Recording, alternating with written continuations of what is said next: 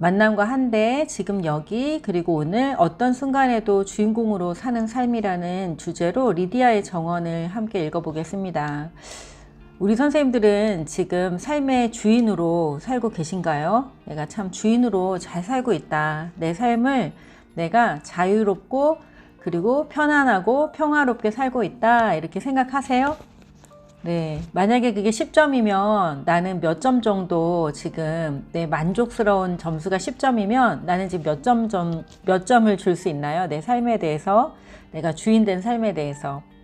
오늘은 그 사람들이 40이 넘고 그 다음에 이제 한 40대 중반 후반 되면 조금 여유로워지잖아요. 그리고 50대가 되면 좀 많이 여유로워지는 것 같아요.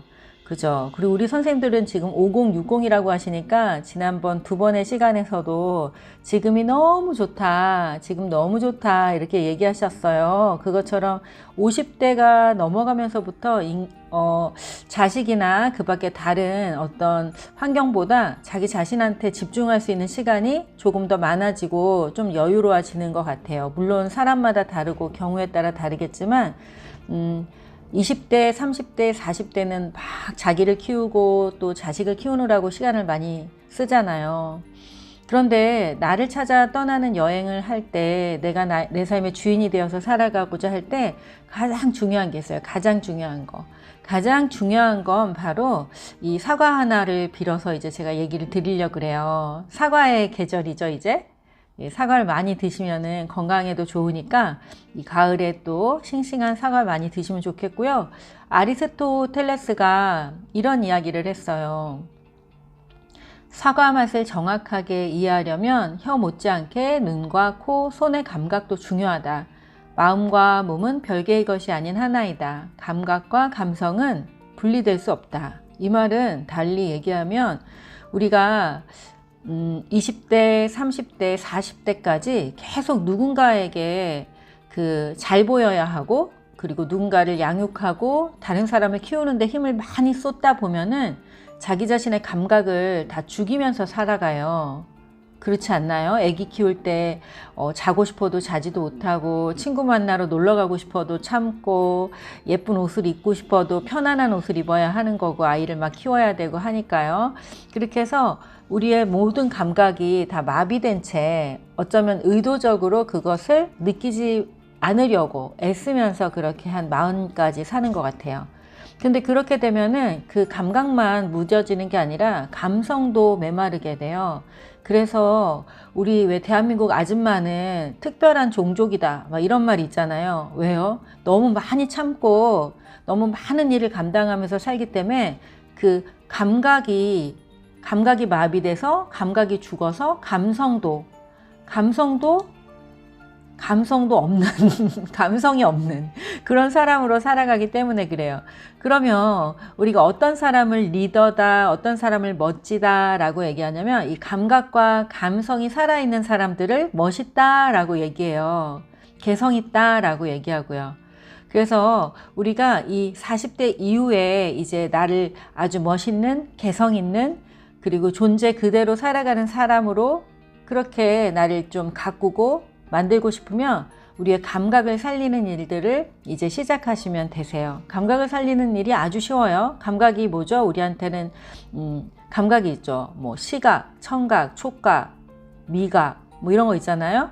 이런 것들을 잘 이렇게 돌보는 거예요. 먹고 싶은 게 있을 땐 먹고 맛있는 음식을 먹을 땐 향기도 맡고 온도도 느껴보고 그리고 또 맛을 음미하면서 먹고 모양도 살펴보고 이렇게 좀 여유롭게 내가 누리고 있는 지금 여기의 삶을 이렇게 누리는 거예요. 그러면 이 감각이 살아나게 되고요. 감성이 풍부한 사람이 돼요. 감성이 풍부해야 다른 사람을 공감하기도 하고 또 내 마음을 전달할 때도 제대로 정확하게 전달할 수가 있겠죠. 그래서 지금 이렇게 들로 산으로 다니시고 산책도 많이 하시고 사람들과 여유롭게 차도 드시고 하면서 그럴 때 내 이 감각들이 어떤 반응을 보이는지를 잘 느껴보시면 감성이 풍부한 리더가 되실 거예요. 내가 어떤 사람인가 이렇게 생각했을 때 내가 감각과 감성이 살아있는 사람이 되신다면 마음 공부가 끝난 거라고 얘기할 수 있어요. 매일매일 나는 내 마음을 내가 모르겠어. 무슨 맛인지 모르겠어. 먹고 싶은 것도 없어. 이렇게 하면 매력도 없고 내가 누군지도 모르는 사람으로 사는 거고요. 왜 모르겠어요. 지금 당장 한번 느껴보시고 지금 당장 알아차리시고 오늘 알아차리면 내일은 더 멋지고 더 멋지고 더 멋진 사람으로 그렇게 살아가게 될 거예요.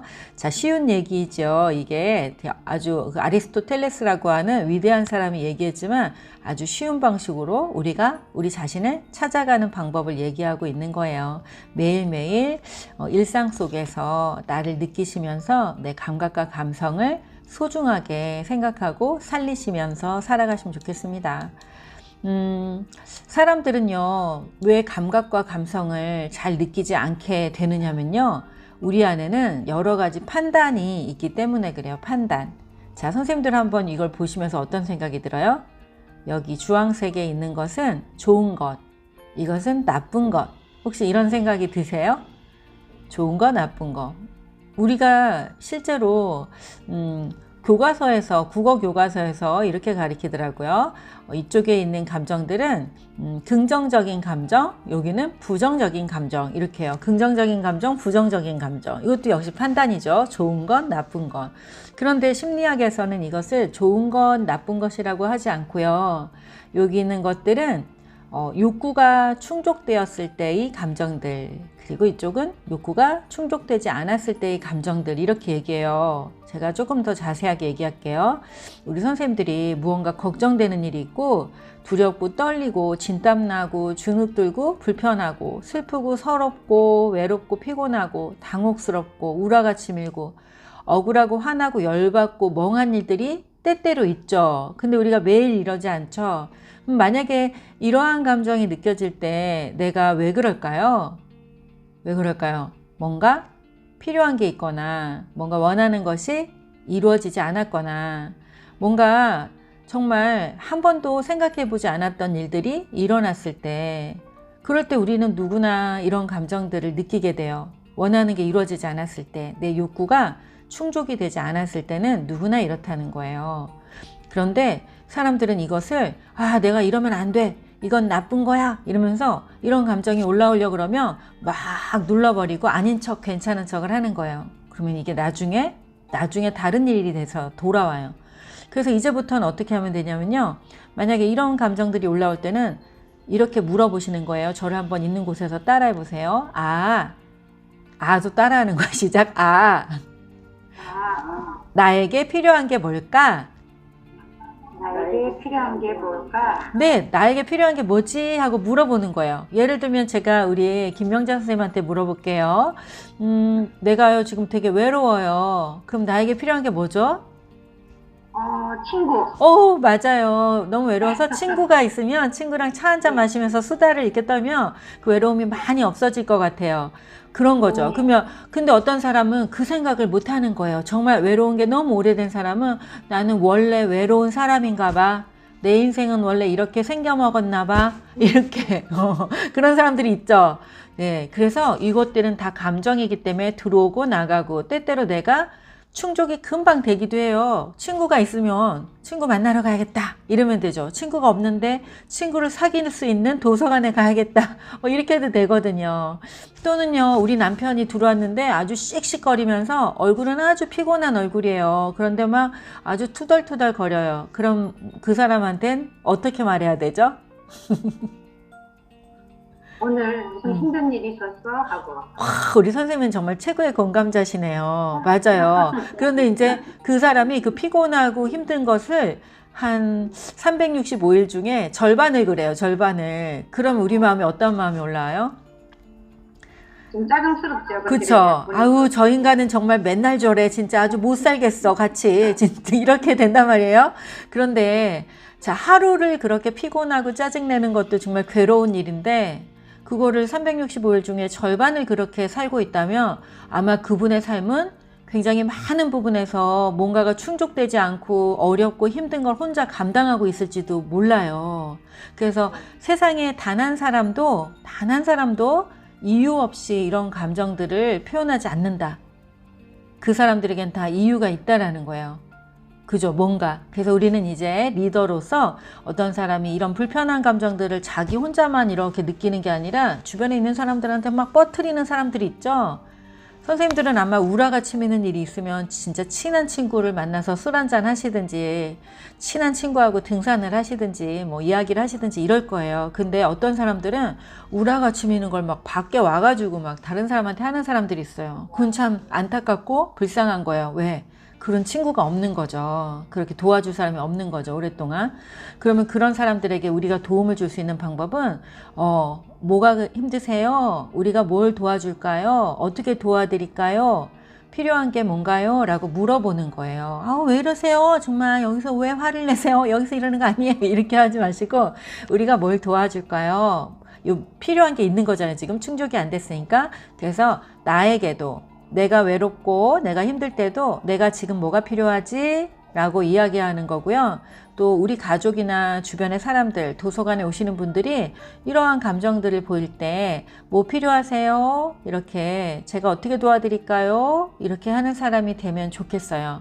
자, 이쪽에 이제 이렇게 밝은 기운으로 있는 단어를 제가 한번 읽어볼게요. 감동받은, 즐거운, 반가운, 따뜻한, 만족스러운, 뿌듯한, 여유로운, 신나는, 생기가 도는, 자신감 있는, 당당한, 살아있는, 뿌듯한, 고요한, 후련한. 제가 되게 뿌듯하고 싶은가 봐요. 뿌듯한 2개나 넣어놨네요. 자, 여기 있는 단어들을 이렇게 읽다 보니까 기분이 그냥 좋아지죠. 그죠? 보시는 것만으로도. 사람들은요, 무언가가 원하는 게 다 이루어지고 편안하고 배도 부르고 주머니에 돈도 좀 있고 또 여유로운 시간조차 있으면은 모두 다 이래요. 모두 다. 우리가 휴일에 연휴 때 여행 갔을 때 한번 생각해 보세요. 연휴 때 좋은 사람들과 여행 갔을 때 우리 모두 이러지 않아요? 막 살아 있잖아요. 그죠? 생기 있고.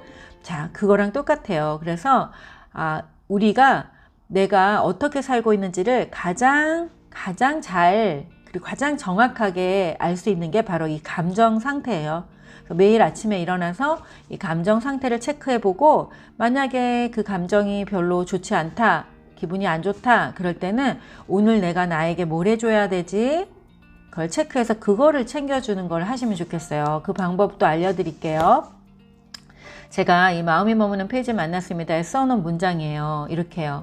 모든 감정에는 다 그럴 만한 이유가 있다. 자신의 감정을 정직하게 반응하고 책임질 수 있을 때 우리는 이전보다 훨씬 강해진다. 그리고 아주 자연스럽게 본래의 나를 회복한다. 자기가 화났는데 화났다고 얘기도 못하고 슬픈데 슬픈다고 얘기도 못하고 이렇게 감정을 속이면서 살게 되면 사람이 계속 쪼그라들어요. 자존감이 없어지고 쪼그라들어요. 근데 나 요즘 외로워 친구야 나 오늘 슬퍼 나 진짜 화나는 일 있었어 라고 표현도 하고 남편에게도 표현하고 자식에게도 오늘은 엄마가 좀 밥을 하는 게 너무 힘드네 이래가지고 얘기하고 네 표현하는 거예요. 힘든 걸. 그럴수록 우리는 주변 사람들에게 사랑받을 수 있는 기회도 얻을 수 있고요. 도움을 또 받을 수도 있고요. 도움을 주는 것도 중요한 일이지만 지난번에 얘기했죠.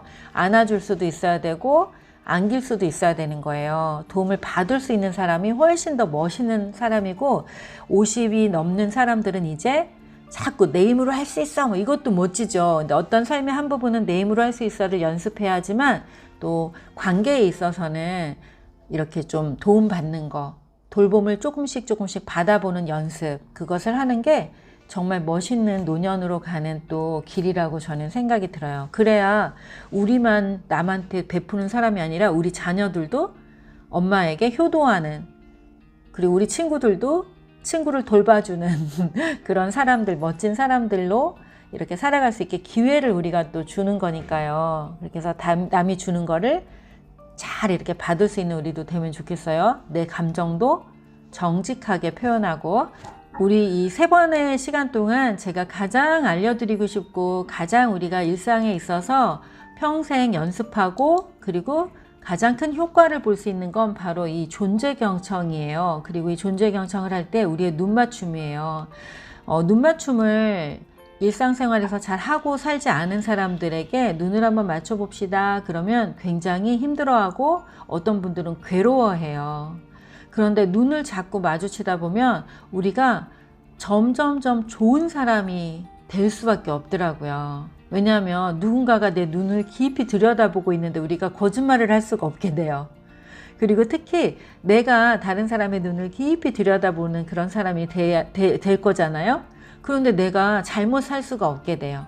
그래서 리더들은 항상 아침에 일어나서 자신의 얼굴을 점검하고 자기의 눈빛을 보면서 나에게 어떤 잘못, 내가 뭔가 교만하거나 그리고 내가 자꾸 뭔가 부끄럽게 느끼거나 두려워하거나 이런 것들이 있는지를 자기가 체크해 보면 그럴 필요가 있어요. 그래서 자기 스스로를 거울을 보고 자기 자신을 존재에 경청하시고 그리고 밖으로 나와서는 만나는 모든 사람들, 우리 가족들, 또 내 고객들, 또 만나는 이웃 사람들에게도 눈을 한번 맞춰주는 그런 여유로운 그런 사람이 되면 좋겠어요. 그 눈맞춤 한 번으로 어떤 사람들은 다시 살아나기도 돼요. 인생에 있어서요, 아기였을 때랑 그 다음에 연애할 때 이 두 번에 우리는 강렬한 눈맞춤을 경험해요. 아기였을 때 엄마의 사랑을 받는 그 눈맞춤, 또 연애할 때 그 남자에게 받았던 그 강렬한 눈맞춤, 그것이 우리를 어쩌면 평생을 살게 하지 않나 싶어요. 그렇지 않나요? 네. 지금은 안 맞춰주는데도 평생 살고 계시죠? 네. 근데 지금도 다시 회복할 수 있다. 지금도 회복할 수 있다. 그리고 사람이 눈을 맞추면서 살아가게 되면은 안 힘들어져요. 한번 일하실 때 한번 해보세요. 이런 적 있으세요? 이제 선생님들이 혹시 이렇게 누군가를 가르쳐 보거나 얘기를 한참 하는데 그 사람이 계속 핸드폰만 하고 있고 계속 아주 집중을 안 해줘. 막 딴짓만 해. 그럴 때 어때요? 막 여기 숨이 막혀 막. 그리고 진짜 얘기 한참 하고 왔는데 아주 정말 무시당한 기분이고 기분은 아주 안 좋잖아요. 네, 그거랑 똑같아요. 그래서 우리가 그냥 이렇게 봐주는 경험을 하면서 살면은 일을 막 10시간 했는데도 하나도 안 힘들어져요. 그게 사람인 것 같아요. 이 오고 가는 눈길 속에 에너지를 주고받기 때문에 그런 일이 일어나는 거예요. 그래서 좋은 눈빛은 어떤 사람을 영웅으로도 만들고 스타로도 만들어요. 그래서 이제는 사람들에게 뭔가를 가르치고 이렇게 해라 이런 거보다 이렇게 소프트 파워, 눈길과 그리고 따뜻한 감성 언어로 사람들을 이렇게 안아주는 거, 이게 정말 파워 있는 리더의 역할이에요. 그래서 우리가 엄마로서 계속 잔소리를 하기보다는 잔소리가 사실은 정말 네가 그렇게 됐으면 좋겠다라는 어쩌면 기도이기도 하고 정말 바람이기도 하고 엄마의 마음이잖아요. 하지만 이 눈길 하나로 그 마음을 이렇게 눈에다가 이렇게 담아서 이렇게 전해줄 수 있다라는 거예요.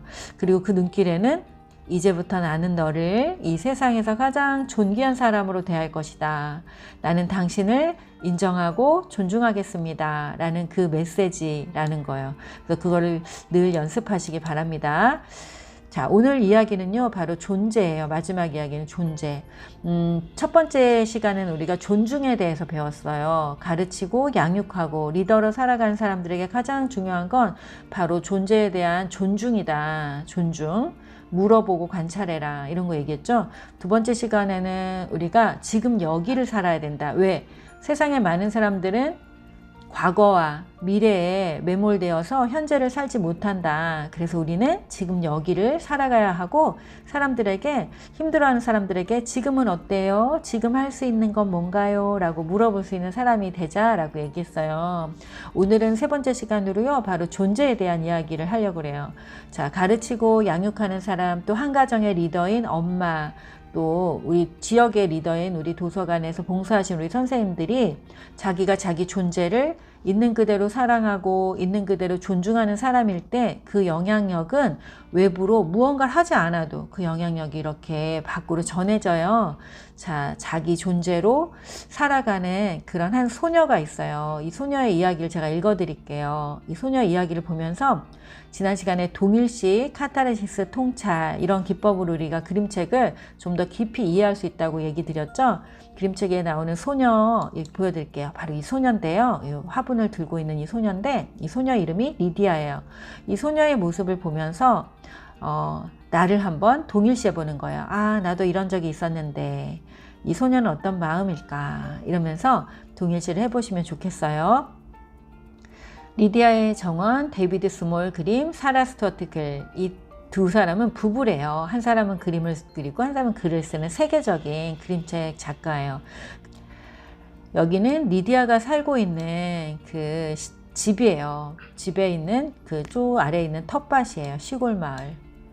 그리고 여기가 집이고요. 할머니와 리디아는 텃밭에서 무언가 이렇게 채취해 갖고 오는데 엄마와 아빠가 둘이 마주서서 무언가를 하고 있는데요. 가만히 이 정서를 한번 느껴보세요.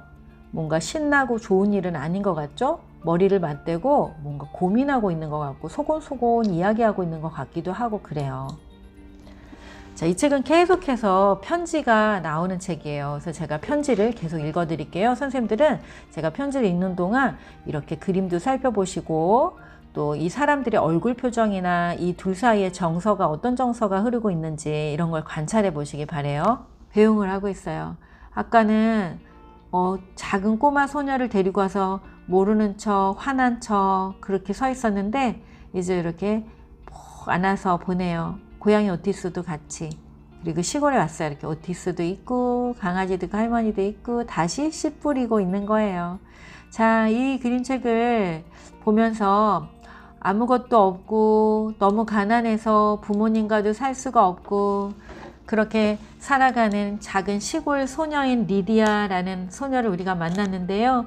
저는 이 책을 보면서 인간이 존재 그대로 아름답게 사는 건 어떤 거지? 이것을 고민하고 있었을 때였는데 이 리디아라는 소녀가 보여주는 그 삶의 모습과 그리고 사고방식, 그런 태도 이런 것들이 존재 그대로 아름답게 사는 사람은 바로 이렇게 사는 것 같아 라고 명확한 어떤 답을 하나 얻을 수가 있었어요. 어려운 순간 속에서도 유머를 잃지 않고 그리고 자신은 물론이거니와 자기 주변의 사람들을 돌보고 걱정하고 염려하는 한 소녀였어요. 그런데 그 염려와 걱정에는 애씀이 없더라고요. 막 애쓰고 막 울음을 참고 주먹을 불끈 쥐고 막 악을 쓰고 하는 게 하나도 없이 그냥 이 아이는 원래 이렇게 태어난 것 같았어요. 그래서 자기가 태어난 그 기질대로 사람들과 어울리면서 살아가는 거 이런 거 볼 수 있었죠. 자, 이곳에서도 우리 선생님들과 아마 얘기를 나누면 굉장히 다양한 이야기들이 나눌 거예요. 제가 만났던 분들의 얘기를 좀 나눠드릴게요. 오늘은 어떤 분은 시골에서 처음 올라왔는데 이 장면을 보고 너무 그때 생각이 나서 참 눈물이 났다고 얘기하시는 분도 계세요. 근데 이러한 경험이 없었던 젊은이들은 와, 이 아이가 여기 그러니까 세계 여행 다니는 걸 그들은 또 생각했을 거예요. 자기들이 세계 여행 갈 때 와, 얘가 가는 데마다 빛이 막 쫓아다녀요. 말하면서 밝은 것들을 또 보고 또 어르신들 중에는 아유, 처음에 막 서울역 왔을 때 막 무섭고 막 두렵고 여기 다 도둑놈 사기꾼 같고 막 그런 얘기도 하시고 그랬어요. 자, 리디아가요, 어떤 아이니까 너무 여실히 드러나는 그런 장면인데요. 도시에 콘크리트밖에 없는 이런 곳에서 와, 이곳에 해가 내리비치고 있어. 내가 있을 곳인데. 그런데 여기만 화분들이 나를 기다리고 있어. 이래요. 자, 우리가 자신의 강점을 찾을 때 바로 이 모습을 기억하시면 좋겠어요. 사람들은 내가 꽃을 좋아해. 근데 여긴 꽃이 하나도 없어. 그럼 뭐야? 여긴 꽃이 하나도 없잖아. 여기서 어떻게 사냐? 이렇게 불만을 털어놓을 수 있는데요. 사실은 자신이 불만을 터뜨리는 그 지점이 자기의 강점이라는 거예요. 리디아는 그걸 알아요. 그래서 와, 나는 꽃을 좋아하는데 여기는 꽃이 없네? 그렇다면 내가 꽃을 심을 날, 그날이 기다려진다. 내가 여기다 꽃을 다 심을 거야. 저 화분들이 내 손길을 기다리고 있어. 일거리를 찾는 거예요. 여러분들 그런 사람이 되셨으면 좋겠어요. 내가 요리를 참 잘하는데 사람들이 나만 보면 요리 시켜 먹으려고 그래. 나만 부려먹어. 이러면 얼마나 불행해요. 그런데 내가 뭐 맛있는 거 해줄까? 나는 요리가 장기잖아. 이러면서 기꺼이 나의 장기를 막 나눠주는 사람이 된다면 아마 여러분도 리디아로 살아가고 있는 거겠죠. 우리는 리디아처럼 무언가를 보면 이건 내가 좋아하는 건데 내가 좋아하는 게 여긴 없네. 여기도 그걸 갖다 놔야겠다. 이 사람들도 그걸 경험할 수 있게 도와줘야겠다. 이러시면 참 좋은 리더가 되는 겁니다. 그리고 리디아는 우리가 첫 번째 시간에 관찰하라 그랬잖아요. 관찰. 뭘 도와줄지 잘 관찰하고 있어요. 외삼촌이 왜 웃지 않을까? 외삼촌한테 뭘 주면 외삼촌이 웃을까? 하고 관찰하고 있어요. 여러분한테 퀴즈. 자, 외삼촌은 왜 웃지 않을까요? 이런 귀여운 꼬마가 집에 와서 막 왔다 갔다 그냥 생기가 넘칠 텐데 왜 웃지 않을까요? 네, 왜 안 웃을까요? 굉장히 다양한 직업군의 사람들이랑 이렇게 나누는데 왜 웃지 않을까요? 물어보면 사람들이 굉장히 다양한 얘기들을 하더라고요. 아유, 내가 쟤를 키워야 되는구나 하는 부담이 있을 수도 있고요. 그래서 이제 웃지 않을 수도 있고, 맞아요. 원래 안 웃는 사람들도 있어요, 원래. 근데 원래 안 웃었다기보다 아주 오랫동안 웃을 일이 없어서 얼굴이 그냥 그렇게 굳어버린 거죠. 마음은 웃을 수도 있어요. 요 상태지만. 그죠? 마음은 웃지만 근육이 안 움직여. 그런 사람들은 웃음 치료를 받아서 근육을 다시 움직이게 해야 돼요. 아니면은 혼자서 막 우하하하 막 웃는 거 있잖아요. 그걸 해야 돼요, 연습을. 근육을 다시, 얼굴 근육도 움직여야 돼요. 그럴 수 있어요. 제가 여러 사람들에게 물어봤더니 어떤 사람은 가게가 너무 안 돼서 오랫동안 가게가 안 돼서 얼굴이 이렇게 됐다, 이런 사람도 있고요. 또 어떤 사람은 지금 크리스마스인데 가족도 없고 너무 오랫동안 외로웠던 것 같다. 또는 아내가 없는 걸 보니 아내가 뭐 죽었거나 이혼을 했거나 뭔가 사정이 있어 보인다. 이런 사람도 있었고, 뭐 되게 다양하더라고요. 그래요. 맞아요. 그래서 우리가 이제 사람들을 이렇게 만날 거예요. 리디아처럼 우리도 계속 사람을 만나는데 어떤 사람이 나를 봤는데 이런 얼굴로 있어요. 계속. 내가 막 음식을 줘도 이러고 내가 뭐 잘해줘도 이래요. 그럼 우리 어떤 마음이 들죠? 나를 싫어하나? 내가 뭐 그렇게 내가 뭐 잘못한 것도 없는데? 이러고 자꾸 자기를 탓하잖아요. 우리 가족 중에 청소년 자녀가 있는 분들은 애가 막 문 닫고 들어간다고, 애가 밥을 안 먹는다고 막 그렇게 또 슬퍼하세요. 괴로워하시고. 옛날에 그랬었죠? 우리 선생님들도? 네. 지금 안 그러시죠? 자, 그런데 인간은 누구나 혼자 있고 싶은 시간이 있고 아무도 모르는 자기만의 어떤 이유 때문에 표정이 이렇게 될 수 있어요. 그래서 그 사람의 표정이 나 때문이다 라고 생각하면 정말 착각하고 있는 거예요. 실수하고 있는 거고. 리디아는 어린 소년대에 그걸 알아요. 외삼촌이 왜 이런지, 나 때문에 그런 게 아니라는 걸. 하지만 외삼촌이 오랫동안 이렇게 슬프고 괴로운 얼굴로 있는 건 누구에게도 좋은 게 아니니까 잘 관찰해서 필요한 도움을 계속 주려고 하는 것 같아요.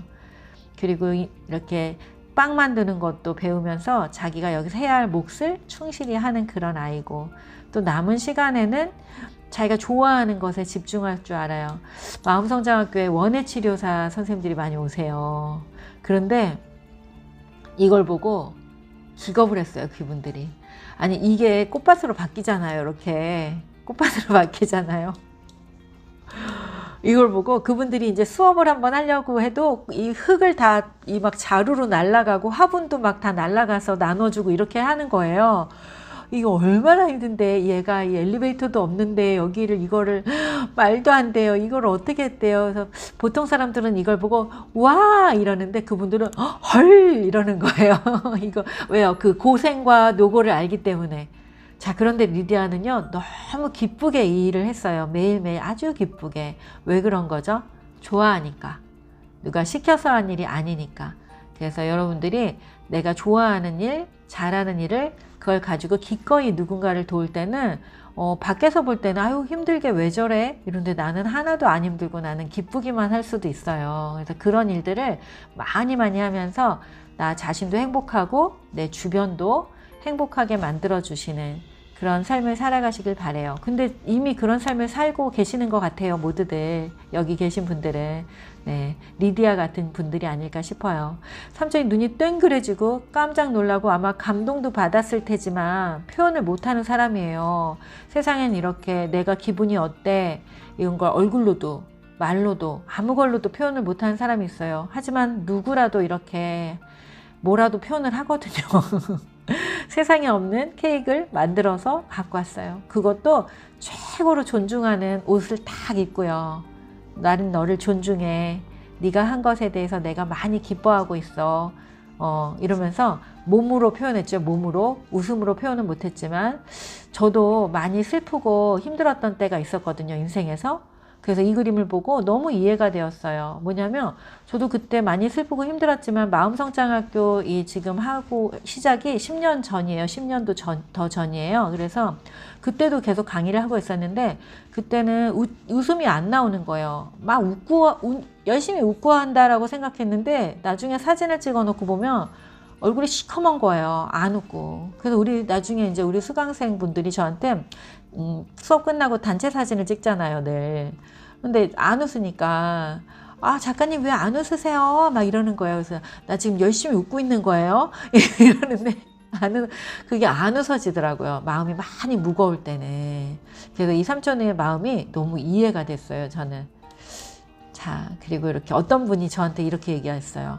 마치 이 어린 소녀가 삼촌을 안아주는 것 같아요. 이렇게 얘기를 하신 분도 계시더라고요, 그분은.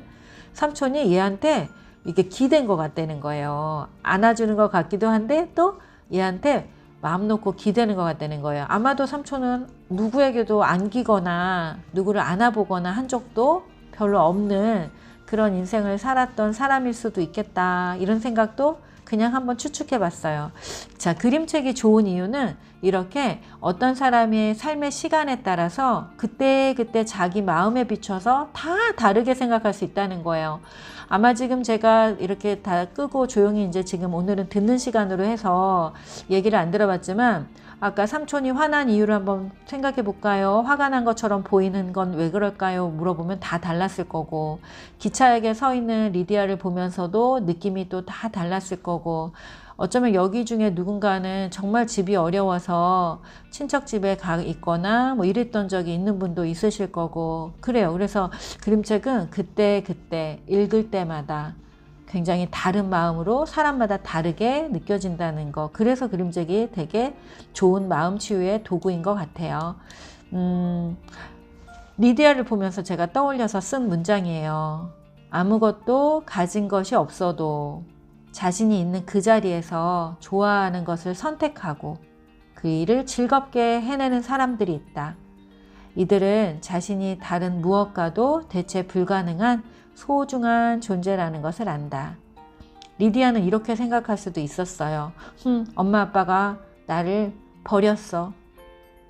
이렇게 생각할 수도 있어요. 하지만 리디아는 더 좋은 것들을 계속해서 선택했어요.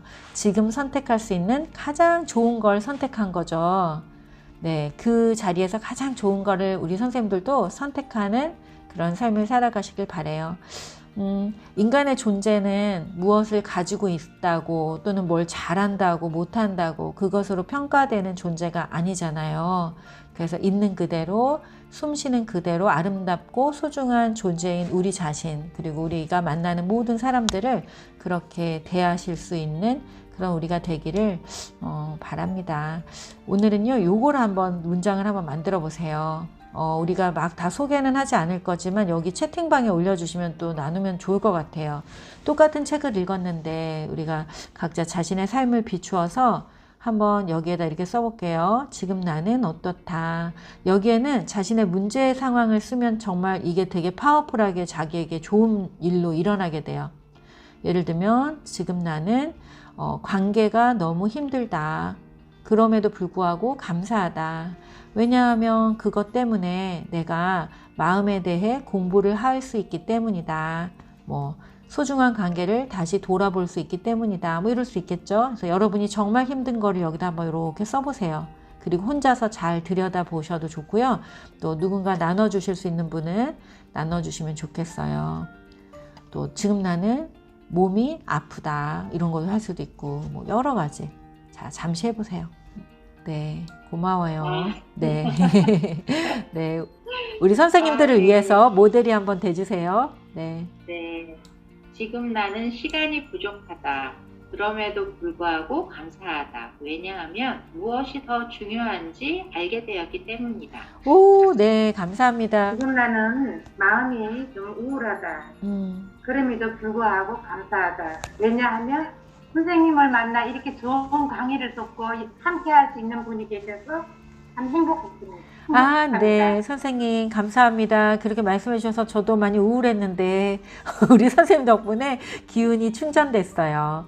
자, 오늘 옆에 있는 친구랑 즐거운 시간 한번 가져보세요. 늘 보는 사람이지만 특별하게, 아, 너가 있어서 참 좋아하는 마음을 전하는 시간 되셨으면 좋겠어요. 네. 마음이 많이 힘들어지거나 너무 바빠지거나 이럴 땐 잠시 멈춰서 어떻게 살고 싶지? 내가 어떤 꽃으로 살고 싶은 거지? 어떤 향기를 전하고 싶지? 이런 질문을 스스로에게 해보시면 돼요. 또 아까 우리 시작할 때 했던 거, 내가 지금 뭐가 필요하지? 이런 거. 그래서 김밥 조금 시간이 나면 제가 이제 오늘은 김밥을 안 먹을 거야 이러고 오늘은 맛있는 걸 먹을 거야 이러고 저한테 선택할 수 있는 기회와 그리고 이제 시간을 조금 더 허락하고 그렇게 하고 있어요, 저는. 근데 우리가 가장 강력하게 자기를 응원하는 게 바로 자성 예언이라는 게 있는데요. 이게 뭐냐면 아직 이루어지지 않았어요. 지금 하려고 그래. 지금 뭔가 시작하려고 하는데 그때 먼저 자기를 이미 축복을 해주는 거야. 미리 축복해주는 거야, 미리. 이미 됐어 라고 생각해서 미리 축복해주는 예언이에요, 예언. 내가 성공했다라고 예언하는 거예요. 근데 이게 되게 효과적이에요. 저랑 같이 여기 처음부터 여기까지 읽으면서 가장 마음에 드는 걸 하나 뽑아보세요. 다 같이 할까요? 우리 같이 시작. 나는 나이고 나는 괜찮다. 네, 다 좋은 말들이죠. 우리 선생님들은 어떤 말이 가장 마음에 드는지 하나 자기를 위해서 써주시고 또 난 이거 말고 난 내가 좋아하는 더 좋은 말이 있어. 그럼 그거를 써주셔도 좋겠어요. 더 좋은 게 있으시면. 나는 이런 사람으로 살 거예요 하고 우리가 선포하는 시간을 갖겠습니다. 맞아요. 빛을 선택하시고 그리고 선택할 수 있다는 걸 아시고 그리고 선택했을 때 그때 결국 되게 평화롭고 자유로워지더라고요. 선택은 근데 책임이 따라오죠. 그래서 선택을 너무 선택을 할 때는 항상 자기를 너무 과대평가해서 선택하면 안 되더라고요. 책임질 수 있는 만큼만 선택해야 되는 거잖아요. 예. 네, 책임질 수 있는 만큼. 만약에 책임이 이만큼인데 내가 알아서 할 거야. 그리고 선택을 딱 하면 어떻게 돼요? 이제 뒷감당하다가 우리가 막 숨이 컥 막혀요. 억울해지잖아요. 그러니까 나는 요만큼만 선택할 거야. 요만큼만 책임질 거야. 이렇게 자기 사이즈를 정확하게 아는 거. 그게 선택을 할 때 가장 중요하더라고요. 네. 내려놓는 법도 배웠어요, 네, 스님한테. 선생님. 네. 어떻게 하겠어요? 우리가 그렇게 태어난 걸. 그죠? 자, 작은 꽃 한 송이를 가꿔도 이렇게 많은 사람을 행복하게 할 수 있으니까 너무 큰 사람이 되려고 하지 않아도 좋은 것 같아요. 네. 네. 그런데 선생님 강의를 듣고 이게 차분한 선생님의 목소리에 네. 편안하게 강의를 해주셔서 마음이 참 편안해졌습니다. 네, 네. 너무 우리 선생님이 더 정말 차분하게 사람을 이렇게 인정 칭찬으로 정말 인정 칭찬의 달인이십니다. 네. 두 분 다 이렇게 인정 칭찬으로 이렇게 기쁨을 또 저한테 이렇게 주셨어요. 네. 네. 그림책이 가진 강력한 힘 중에 하나는 바로 우리에게 어떤 이미지 하나를 선물로 주는 것 같아요. 그 작고 여린 소녀의 이미지, 리디아. 그 작고 여림으로 인해서 사실은 더 많은 사람들을 모르는 척 돕게 되는 거잖아요. 그래서 우리 선생님들이 그 이미지를, 좋은 이미지를 마음에 품고 꽃처럼, 들꽃처럼 향기를 전하는 남들을 보듬어주고 때때로 모르는 척 슬쩍 도와줄 수 있는 잘 경청해주는 경청자로 또 인정과 칭찬은 공짜죠. 공짜니까 인생을 오래 살아본 그 지혜로 네, 그 지혜와 경험으로 인정과 칭찬을 공짜로 이렇게 막 이렇게 나눠주는 네, 그런 사람이 되면 좋겠어요. 근데 그 칭찬을 받은 사람이 활짝 웃거든요. 그럼 그 웃음이 에너지가 어디로 가요? 다시 나한테 오거든요. 이렇게 오거든요. 저는 BTS를 연구했는데 그 BTS가 아니 얘네는 왜 이렇게 어떻게 강력해진 거야 그랬더니 사람들에게 웃음을 주고 기쁨을 주니까 사람들이 다시 그걸 돌려주는 거예요. 그걸 돌려주는 게 계속 많아지니까 되게 위대해진 거죠. 그래서 우리 선생님들도 자꾸 이렇게 사랑을 나눠주고 인정과 칭찬을 나눠주면 내가 더 건강해진다. 내가 더 아름다워진다. 자, 그렇게. 그리고 여기 남겨주신 글이 있어서 읽어볼게요. 상대방의 모습과 상태가 나 때문이 아니고 분리해야 된다는 말씀이 너무 확 다가오고 공감됩니다. 늘 기억하고 상대방을 대하면 관계가 훨씬 좋아질 것 같습니다. 기회가 되면 또 네, 강의 참여하고 네, 감사합니다. 더욱 성장할 수 있으면 좋겠습니다. 감사합니다. 자, 네, 이미 다 알고 계신 것들을 이제 살아내는 삶으로 더 적용해서 살아내시면 좋겠어요. 다 알고 계시는 내용이었을 테지만 하지만 또 이렇게 겸손한 자세로 들어주신 인생의 선배들께 감사하고 마음도 적극적으로 나눠주셔서 고맙습니다. 제가 고맙습니다. 네, 선생님.